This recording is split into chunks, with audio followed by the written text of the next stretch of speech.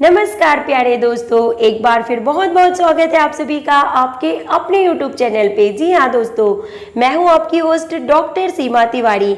और अगर आप सफलता प्राप्त करना चाहते हैं यूपीटीजीटी, राजस्थान पीटीआई या नवोदय विद्यालय 2022 एग्जाम्स में, तो हमारे चैनल को सब्सक्राइब करना बिल्कुल ना भूलें। और शुरू करते हैं हम आज की 25 MCQ की सीरीज होमवर्क क्वेश्चन के आंसर के साथ। तो होमवर्क में हमने पूछा था आपसे कि विच of the gymnastic apparatus is not a part of women gymnastic, यानी कि इनमें से जिम्नास्टिक का कौन सा उपकरण महिला जिम्नास्टिक का उपकरण नहीं है।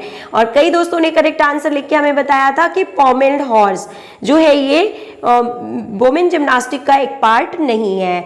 और बाकी देखिए floor exercise, vaulting table, balance beam, ये सभी जो है हॉरिजॉन्टल बार, ये सभी फीमेल जिम्नास्टिक में शामिल किए जाते हैं। तो मूव करते हैं नेक्स्ट क्वेश्चन की ओर कि व्हाट डज द एंडोमार्फ रेफर।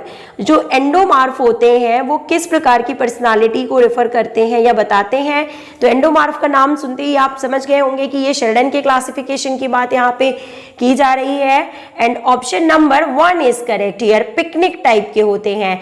और पिकनिक जो है ये एक प्रकार का बॉडी पर्सनालिटी टाइप है जो कि क्रेस्मर के द्वारा दिया गया था।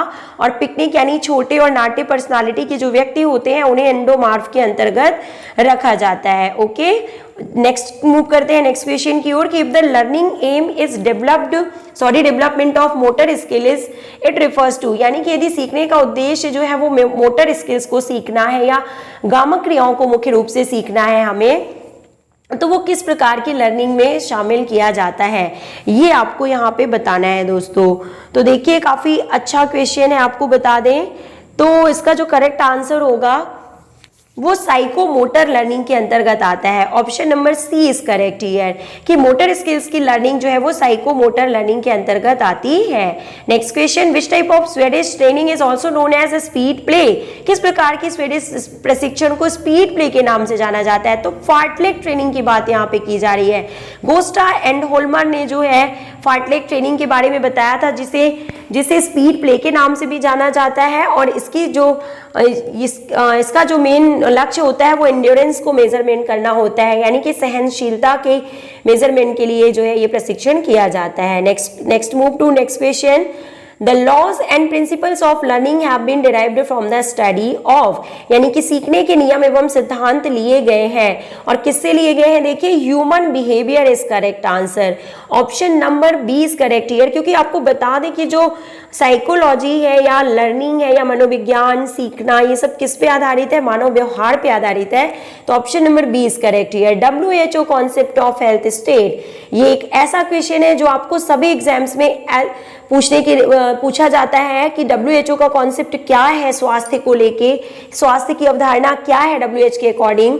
तो आपको बता दें क्या है करेक्ट आंसर यहाँ पे, a sense of total wellbeing, यानी कि WHO के according health is defined as the state of total wellbeing means physically, mentally and socially. हर एस्पेक्ट से जब एक इंडिविजुअल जो है सही होता है, स्वस्थ होता है, तो उसे हेल्दी इंडिविजुअल कहा जाता है। Next question, which of the following bone will help to identify the sex of a person. तो कौन सी ऐसी हड्डी है जो व्यक्ति के लिंग ज्ञात करने में सहायक होती है। और बात की जा रही है पेल्विक बोन की, पेल्विक की अस्थि is correct answer. Which of the following swimming stroke does not start from outside the pool. कौन सा स्विमिंग स्ट्रोक पूल के बाहर से शुरू नहीं होता है। And option number 1 is correct here, breast stroke is correct answer. Option number 1 is correct here. Next question, which age is related to puberty. और प्यूबर्टी मींस फिजियोलॉजिकल एज की बात की जा रही है। जी हाँ दोस्तों, समझाने लायक क्वेश्चन है यहाँ पे। थोड़ा सा आपको बता दें कि जो प्यूबर्टी है उसका संबंध फिजियोलॉजिकल एज से इसलिए है क्योंकि प्यूबर्टी वो टीन एज होती है या 13 से 19 साल तक का समय होता है जब काफी चेंज होते हैं बॉडी में, इंडिविजुअल्स में, मेल और फीमेल में अलग अलग हार्मोन्स का सिक्रीशन होता है। और ये सिक्रीशन होता है एंडोक्राइन ग्लैंड से जो कि फिजियोलॉजी में शामिल किए जाते हैं और इसका संबंध फिजियोलॉजिकल एज से होता है। Next, baseball is the national game of. तो बेसबॉल जो है वो कहाँ का नेशनल गेम है, तो आपने करेक्ट आंसर गैस ही कर लिया होगा, USA का जो राष्ट्रीय गेम है वो बेसबॉल है। FINA is the international association of. जी हाँ दोस्तों, फेडरेशन से रिलेटेड एक क्वेश्चन सभी एग्जाम में पूछा जाता है कि जो डिफरेंट गेम्स होते हैं, स्पोर्ट्स होते हैं, उनकी जो अंतरराष्ट्रीय एवं राष्ट्रीय फेडरेशन का गठन कब किया गया था? तो फीना का जो है यहाँ पे किससे संबंध है? तो स्विमिंग से संबंध है। आपको बता दें फीना का संबंध जो है स्विमिंग से है और जिसका गठन 1909 में किया गया था इसका गठन। ओके, तो आप ये सभी क्वेश्चंस को प्रिपेयर करते चलिए। Let's move to next question कि if the length of a badminton court is 44 feet, अगर एक बैडमिंटन कोर्ट की लंबाई 44 फीट है तो इसकी लंबाई मीटर में क्या होगी? अच्छा क्वेश्चन है and the correct answer is 13.41 metre. जी हाँ दोस्तों, next question, which of the following is not a measure of central tendency? Central tendency को मेजर करने का एक तरीका कौन सा नहीं है? And the correct answer is range, क्योंकि देखिए मीन मीडियन मोड जो होते हैं ये सेंट्रल टेंडेंसी को मेजर करने के ही तरीके होते हैं, तो यहाँ पे रेंज जो है वो स्टैंडर्ड डेविएशन का एक तरीका है, तो ये करेक्ट आंसर नहीं है। What is Golgi tendon apparatus? बहुत ही अच्छा क्वेश्चन है दोस्तों, ये देखिए what is Golgi tendon apparatus, और इस क्वेश्चन में मुझे थोड़ा सा डाउट हो रहा है, तो इस क्वेश्चन का आंसर आपको कमेंट बॉक्स में लिख के बताना है। जो भी हमारे व्यूअर्स पूरा वीडियो बिना स्किप किए देखते हैं वो इसका स्क्रीनशॉट लेंगे और इसका जो आंसर है करेक्ट आंसर हमें कमेंट बॉक्स में लिख के बताएंगे। हमें काफी अच्छा लगता है जब आप हमारे क्वेश्चन का आंसर कमेंट बॉक्स में लिख के बताते हैं। Let's move to next question कि in which game the libero is used? तो लिब्रो का संबंध जो है वो किससे है? वॉलीबॉल से है। आपको पता है एक रक्षात्मक खिलाड़ी होता है जो कैप्टन नहीं हो सकता है और फ्रंट में नहीं खेल सकता है ये जो है, और इसकी जो ड्रेस होती है वो अन्य खिलाड़ियों से भिन्न होती है, तो ये लिब्रो है। For a better performance in any sport what form of anxiety is required? किसी भी खेल में बेहतर प्रदर्शन हेतु किस प्रकार की चिंता होनी चाहिए? तो ऑप्टिमम एंजाइटी। ऑप्टिमम का मतलब ना बहुत ज्यादा और ना बहुत कम, तो ये कहलाती है ऑप्टिमम एंजाइटी। आसन कैन इम्प्रूव अवर, और आसन से क्या सुधरता है? तो बताइए क्या है इसका करेक्ट आंसर? फ्लेक्सिबिलिटी। आसन जो है वो योग का ही एक पार्ट है, योग में ही शामिल किए जाते हैं। डिफरेंट टाइप्स के जो योग होते हैं उनमें डिफरेंट टाइप्स के आसन शामिल होते हैं, तो योग का जो मेन पर्पस होता है वो बॉडी में फ्लेक्सिबिलिटी लाना होता है और साथ ही साथ शार्पनेस ऑफ माइंड को बढ़ाना होता है, मेमोरी पावर बढ़ाना होता है, कई फायदे होते हैं, बीमारियों से दूर रखना। योगा और आसन के कई फायदे हैं, लेकिन जो करेक्ट आंसर है यहाँ पे वो फ्लेक्सिबिलिटी है।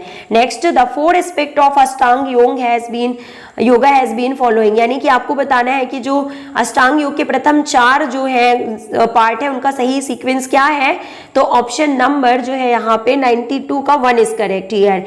यम, नियम, आसन, प्राणायाम, ये 4 पार्ट होते हैं जिन्हें बहिरंग के रूप में जाना जाता है, और अंतरंग के रूप में जो जाने जाते हैं वो क्या है? यम, नियम, आसन, प्राणायाम हो गए 4, प्रत्याहार, धारणा, ध्यान, समाधि, यानी कि ये 4 हो गए लास्ट वाले। जो बाद के जो पार्ट है वो हमने आपको यहाँ पे बता दिया है। Next, which is the latest operating system of computer? तो देखिए यहाँ पे विंडोज 10 जो है आई थिंक वो है लेटेस्ट ऑपरेटिंग सिस्टम, तो ये भी आप थोड़ा सा अपडेट कर लीजिएगा इस क्वेश्चन को, क्योंकि 98, विंडोज 7 ये तो सब पुराने हो चुके हैं। तो आप बताइएगा कि लेटेस्ट ऑपरेटिंग सिस्टम कौन सा है कंप्यूटर का। Next, which of the following is a sport talent scheme of Sai, यानी कि स्पोर्ट अथॉरिटी ऑफ इंडिया की एक स्पोर्ट स्कीम निम्न में से कौन सी है? And the correct answer is option number 3, national sports talent search. Option number 3 is correct here. National Sport Talent Search is correct answer. Next, what is the correct duration of a football match? Football match का जो correct duration होता है वो कितना होता है? तो option number 4 is correct here, 90 minute, क्योंकि 45 मिनट के 2 हाफ में खेला जाता है फुटबॉल मैच, जिसका ड्यूरेशन 90 मिनट का होता है। Next question, the term free throw is associated with, और फ्री थ्रो का संबंध बास्केटबॉल से आप सभी को पता है।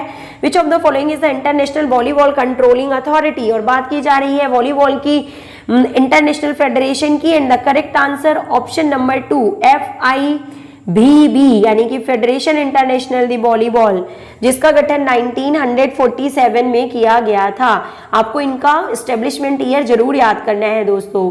Incus and stapes are the bones found in, और आप समझ ही गए होंगे इनसाइड ईयर, कान के अंदर पाई जाने वाली हड्डियों में से शामिल है इनकस और स्टेप्स। और स्टेप्स या स्टेपीज जो है वो सबसे छोटी या स्मॉलेस्ट बोन जानी जाती है हमारे बॉडी की। Okay friends, let's move to 99 question, second last question of the series की increase of muscle mass due to heavy weight training is called, और बाहर प्रशिक्षण के कारण बढ़ने वाली जो मांसपेशी कि जो लंबाई बढ़ जाती है उसे मस्कुलर हाइपरट्रॉफी के रूप में जाना जाता है, और जब लंबाई में कमी हो जाती है तो उसे एट्रॉफी के रूप में जाना जाता है। The last question of the series की the back thigh muscles are also known as, और बैक थाई मसल को किस नाम से जाना जाता है, इसका आंसर भी आप कमेंट बॉक्स में लिख के बताइएगा। तो टोटल 3 क्वेश्चन होमवर्क में है, इनका आंसर आप देना बिल्कुल ना भूलें।